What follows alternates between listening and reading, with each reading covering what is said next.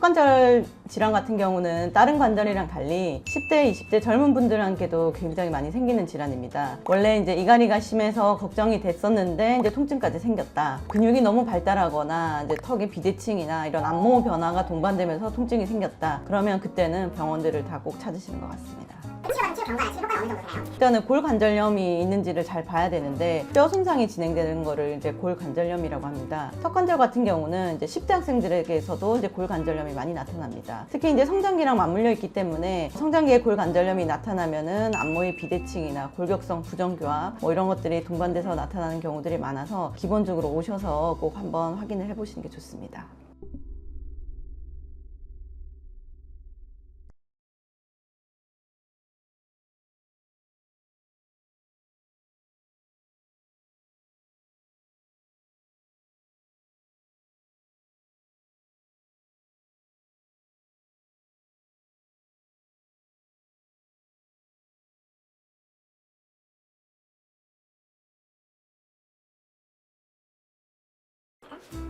원장님, 저희 아들이 중학생인데요. 밥을 먹거나 말을 할 때 턱에서 딱딱 소리가 난다고 해요. 그럼 병원에 바로 가야 되는 건가요?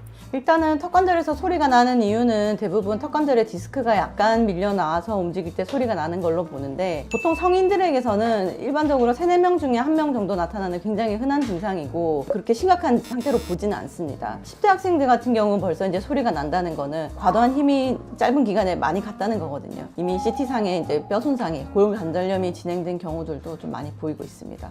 치료가 어려웠겠네요. 그쵸. 일단은 이제 골관절염이 진행이 되면은 계속 방치를 하게 되면 다른 문제들로 이어지는 경우들이 굉장히 많기 때문에 안모의 변화라던가 비대칭, 부정교합 같은 비가역적인 변화가 나타나는 거기 때문에 초기에 그런 변화를 최소화할 수 있도록 적절한 치료를 받는 것이 반드시 필요합니다.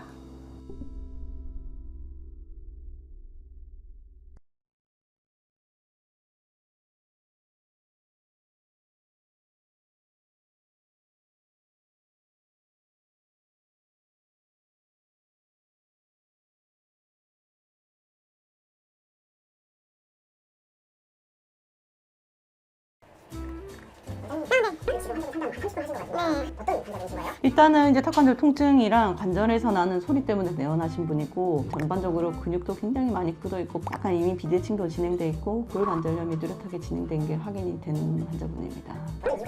이를 악물고 갈고 이런 것들이 많이 있다고 하시고 뭐 시험 준비나 이런 것들 하면서 스트레스도 꾸준히 많이 있었던 상태고 그런 것들이 영향을 줬을 것 같습니다. 사실 이제 내 상태에 대해서 정확하게 파악하는 게 사실 제일 1번이고 가장 중요합니다. 그다음에 이제 무리가 안 가도록 하는 거, 하면 안 되는 행동들 이런 것들을 구체적으로 하나하나 다 설명드립니다. 통증에 대해서는 약 처방하면서 약물로도 조절하고 물리치료도 꾸준히 하실 수 있도록 물리치료하는 이유에 대해서도 이제 설명을 드리면서 동기부여를 해드리고 지금 같은 경우는 장기 치료가 필요한 상황이라서 스플린트 치료가 필요하다고 권유를 드렸습니다.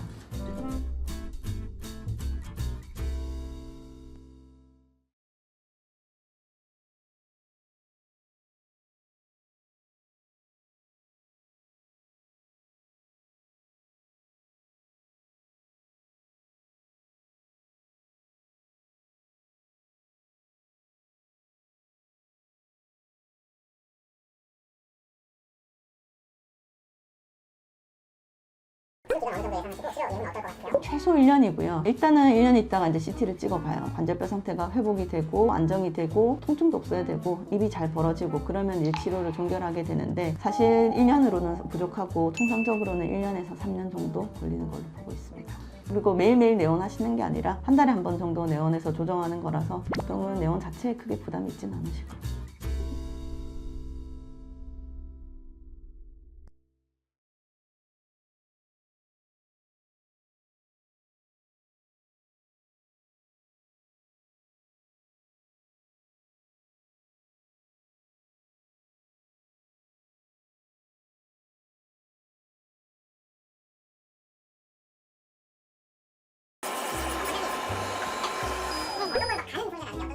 지금 이거 스플린트 장치 조정하는 과정입니다. 제가 이거는 당연히 직접 해야 됩니다. 많이 이물감을 느끼잖아요. 그거 어떻게 조정하시는 거예요? 처음에는 일단은 이제 좀 빡빡할 수 있고 좀 불편할 수 있는데 끼다 보면 대부분은 편해지니까 이제 그런 것들에 대해서는 어느 정도 설명을 드리고, 근데 이제 치아가 한 군데가 너무 눌리거나 아픈 거 있으면은 이제 다음번에 오시면 꼭 말씀해달라고 하는데, 불편하면 낄 수도 없고 또 힘이 더 들어가고 하기 때문에 수단과 방법을 가리지 않고 어쨌든 꼭 맞도록 맞춰드려야 됩니다. 그럼 그 현장에서 바로 이렇게 해주시는 거예요? 네, 맞습니다. 대부분의 경우에는 조정이 가능한데 장치가 너무 변형이 심하다거나 파절이 돼 있다거나 그런 경우에는 본을 떠서 새로 제작도 해드립니다. 그 플레이트는 언제 사용하는 장치예요? 이를 갈거나 물거나 하는 습관이 뚜렷하게 있다거나 골관절염이 뚜렷하게 진행된 게 보일 때 보통 많이 권유를 드립니다. 지금으로서는 이제 제일 좋은 치료 방법이기 때문에 당연히 적극적으로 하시면 도움이 됩니다.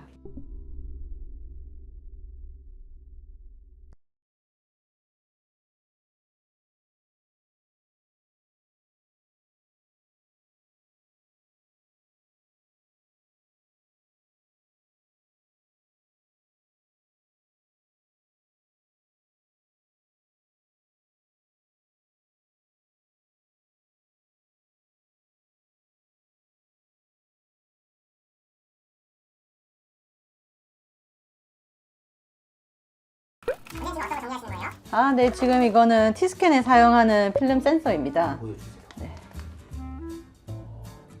디지털 센서라서 이 상태에서 이제 기계에다 끼워서 꽉 물게 되면은 교합에 관한 정보들이 화면에 표시되도록 하는 필름입니다. 그 환자분들 한국말 하시는 거예요? 네, 맞습니다. 특히 턱관절 관련해서 교합 변화 체크하는 거 너무 중요하기 때문에 오실 때마다 매번 체크를 하면서 확인시켜 드리고 있습니다. 그런 장비가 있고 없고의 차이가 있나요? 우리가 통상적으로 사용하는 교합지를 끼워서 사용하는 것보다 훨씬 더 그 민감도가 높기 때문에 더 작은 변화까지 캐치가 가능하고, 시각적으로 한눈에 교합 상태를 파악할 수 있기 때문에 자신의 상태에 대해서 이해하는 것도 굉장히 도움이 많이 되고 있습니다.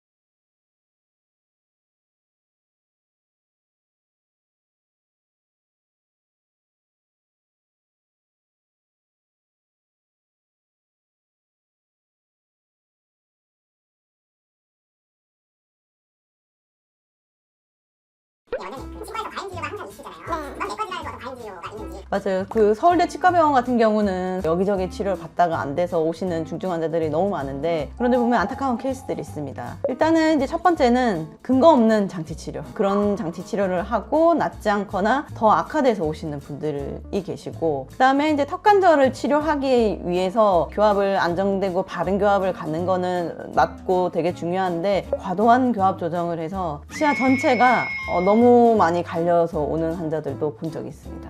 비가역적인 변화들이 오는 경우들이 많기 때문에 제일 문제가 되는 것 같습니다. 일반적으로 제일 먼저 오셨던 분들에 대해서 치료하는 게 더 까다롭거나 좀 그러나요? 환자와의 다시 이제 신뢰관계를 회복하는 것도 필요하고, 통증이 뚜렷하게 개선되는 게 보여야지 이제 환자분께서도 어느 정도 회복될 수 있는 가능성이 있기 때문에 많이 신경을 쓰면서 진료를 해야 합니다.